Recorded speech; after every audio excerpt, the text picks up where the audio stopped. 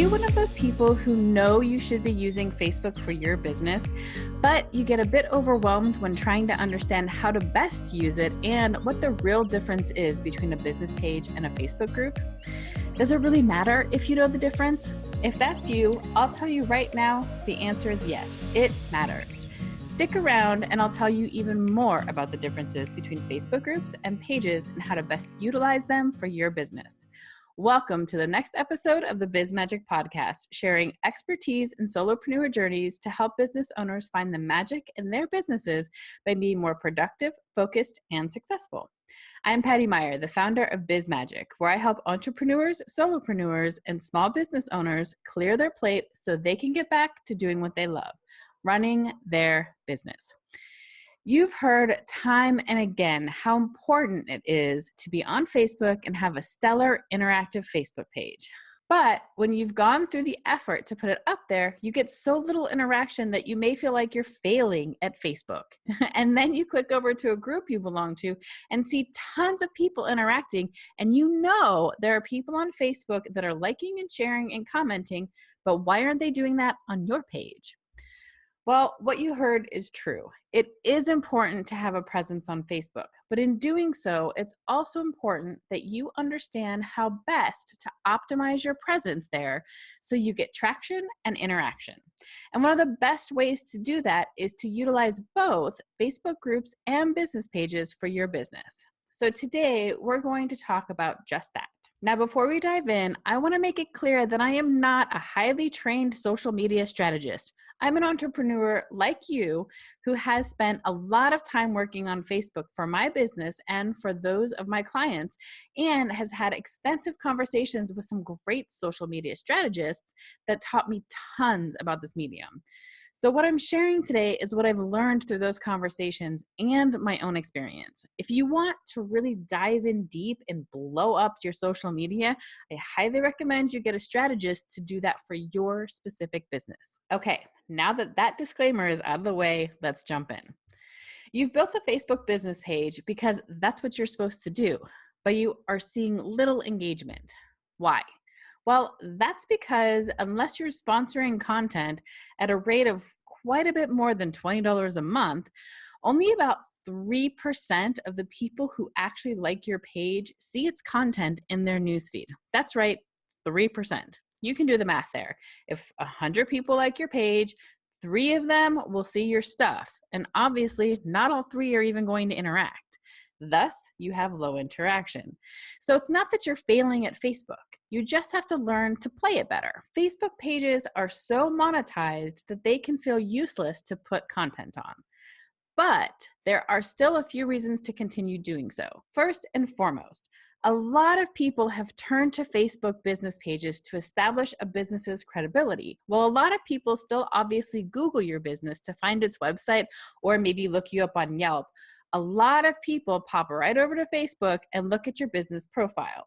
If they see that you are actively posting content, they know you are current and a live and active business.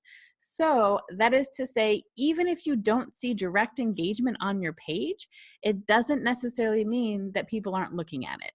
Even better is if you can get some ratings on your page. That way, not only do potential clients or customers see you're active, but they ideally see good reviews right there without having to go to Yelp or look at the testimonials on your website. Another reason you want to keep posting is because you can get that 3% to rise if you are sharing really good content. If you share content that is interactive, meaning you are posting things that encourage your audience to participate in the conversation and can get that 3% to regularly interact, your posts become visible to more of your audience because the Facebook algorithms deem your content valuable. That's called organic reach and growth. So that means don't just throw stuff on your page just to have it there. Make sure it's content that really resonates with your target audience. But what if you're not happy with just knowing people are viewing your page and you want more engagement and community? That's where a group can come into play. A group is much different than a Facebook page because it can be more exclusive, and the content you post in your group shows up more readily in your group members' news feeds. And they even get notifications when you or other people post in the group. Groups are especially great if you are offering services or products that would benefit from people connecting with each other, something people can't really do on a page. People like feeling a part of something, feeling included. We are social beings, we're pack animals, so we love a place to connect. But that doesn't mean that if you just start a random group, people will flock to it. Like a page, for it to be successful, it takes a lot of work, thought, and intention. You want to have a theme and a purpose to your group so that it really draws the people you want there, people who will interact with your content. Speaking of content in your group, you really want that to be interesting and scream for participation. Create polls, ask questions, ask your members to post images and videos and things about themselves or their businesses in your group.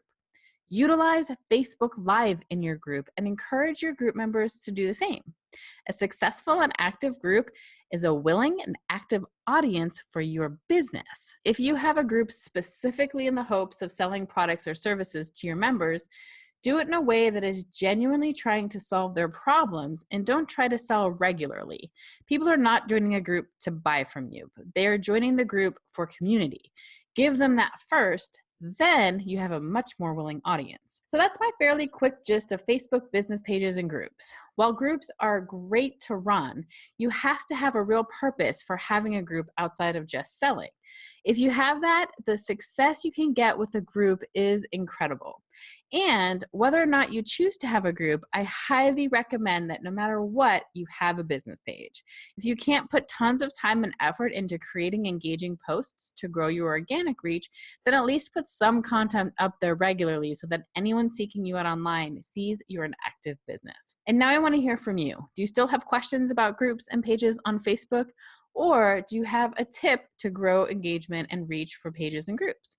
Share in the comments below, or you can always email me at questions@bizmagic.co. And if you have any topics or questions that you would like to see me talk about in a future episode of the podcast, please head over to bizmagicpodcast.com and click on Ask a Question. If you'd like to be a guest on the show and share an area of expertise or talk about your solopreneur journey and all its ups, downs, and sideways, you can also do that in the same place by clicking on Be a Guest. Thank you so much for joining me today. I hope you found some value and you have a better understanding of Facebook pages and groups, and you kind of are a little more inspired to get it going for yourself.